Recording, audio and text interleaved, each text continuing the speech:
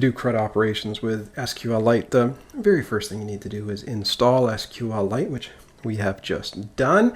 Then the next thing you want to do is actually create a database. Now, I actually ran the Sqlite3 command here to verify my installation. It says we made a transient in-memory database. And what I want to do is I want to make a real database on my hard drive. So I'm going to start off and I'm going to do the mkdir command and just create a directory off my C drive called db. I'm not very creative. I'll cd into that db folder. And, you know, I could have actually just gone over here and maybe opened up a bash shell in the terminal window, but I got to be cool. And after opening up that folder, I'm just going to type in Sqlite3 to start Sqlite3. Again, 1L. Got to have that number 3 on there. And of course, all this has to be on your path for your operating system for it to work. And now that I'm in there, I'm actually going to issue this command, .open. Got to have the dot in there. And let's open up a to-do database. I've got a number of tutorials in Python and JavaScript creating that traditional to-do application. So let's prototype that. We've just opened up the to-do database. Now, I don't know, did it really get created there? One way to find out is just type in .databases, and that tells you that, hey, you know what, there's a read-write database right there in the C_db to-do folder. Now, I'm from Missouri. I like to be shown these things when I go to that folder. Well, Sqlite is not a liar. That file is right there. There's the database right there. So all cool stuff. Now, what else can you do with this database? Well, maybe you want to create a table, right? And, databases are a lot more fun if they got tables in them. So let's do a create statement. So let's create a table. I'm going to call it tasks. And I don't know, the ID field will be of type integer, which will be the primary key. And we'll also have a name field, like every item in the to-do list has a name. You know, we got to learn Spring, we got to learn Python, we got to learn Mojo. And that will be the varchar type. I'm not even going to specify the length of the varchar type. I'm just going to live dangerously here. I'll click enter. And apparently the table was created. Do you believe me? Tables, we'll see if we're liars or not.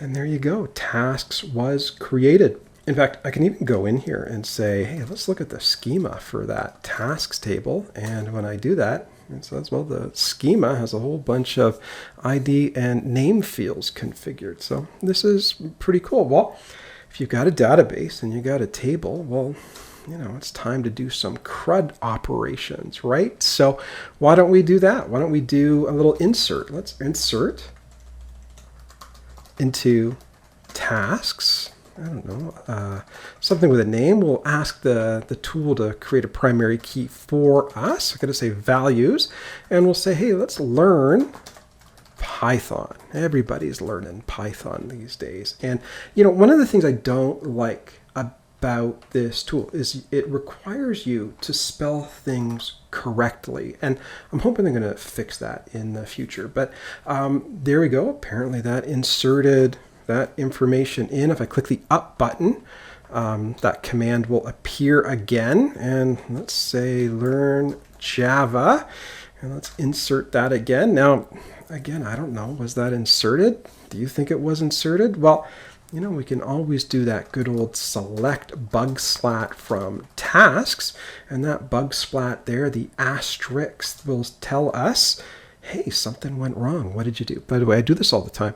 You got to have a semicolon at the end of every line, and if you don't, you get those 3 dots and the arrow just there to punish you. I'll throw that semicolon in there, and it'll say, you know what? You spelled the name of your database wrong. And I'm like, yeah, I know. I was just testing to see if it was paying attention.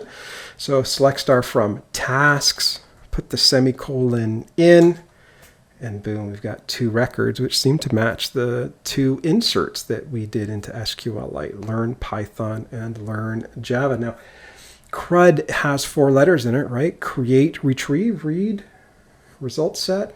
I don't know what it is, but I know that it's the letter R, and we've done 2 of them. So we've done the create, we've done the retrieve.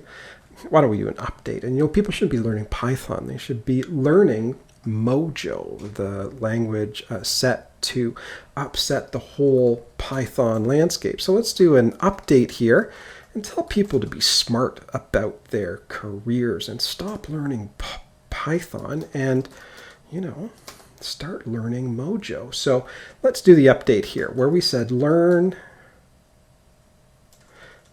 update task and set the name equal to learn Mojo, where the name field equals learn Python, exclamation mark, semicolon. Okay, now did that work? Well, select star from tasks can let us know. And there we go. It looks like we have updated that field. Now, let me see. CRUD, C-R-U-D. There's always the delete. Should we delete everything? Well, we can just say delete from tasks. Put that semicolon in. Click enter. And again, I'm from Missouri. I like to be shown these things. And select star from tasks shows me that there's nothing there. So there you go. That's how easy it is to do CRUD operations with SQLite. Now, there is actually a GUI tool that you can use for this. There's a few. There's the SQLite viewer. There's the browser downloading the browser, showing you how to use that to issue SQL statements and take a look at your database. That is what we're going to do next.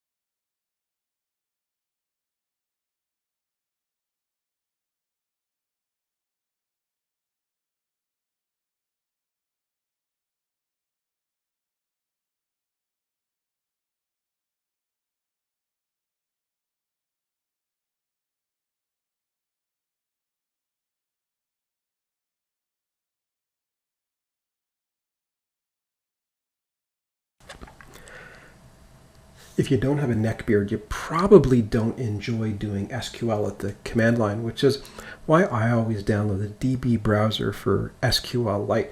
It's a real simple download. Just head over to their site. There's a few options. I just download the zip file. There's an installer, but I mean, let's face it, installers are for losers, and the zip file just downloads in a matter of seconds. I'm just going to extract it to my local file system, open it up, and then you'll see there's the executable file right there that you can open up and play around with your Sqlite3 databases. Now, one thing I will mention, obviously, you want to put this in a more respectable spot on your file system. You don't want to leave it in downloads here, but I'll let you figure out the right location for it on your own. You notice I can just double click and the tool's going to start right up. It's lightweight, it's easy to use. You do need to feed it a database though. In a previous tutorial, when I installed Sqlite, I also created a database in a folder unremarkably named _db, and there it is right there. It's a little to-do database to help me create that Python or JavaScript or Java to-do application. As you can see, the database has been opened up. I just have to point to the file on the file system that represented the database, and it says, hey, there's a bunch of tasks in this database. And I'll be like, really? Well, maybe I'll browse all of those files, and it's going to say, well, there's actually nothing in there. I'm going to be like, well, that's actually no good to me. So the next thing I could do is maybe run a little bit of SQL and see if I can insert something into this database. And I don't know, why don't we tell everybody to learn a little bit of Python? I'm going to click play there. It's going to say that, oh, apparently it got inserted. Maybe I'll tell everybody to learn some Spring as well. So I can make a little change, click play, and I don't know, maybe everybody should be learning Mojo as well. So I'll throw that in there for a third insert. Now, did all of this work?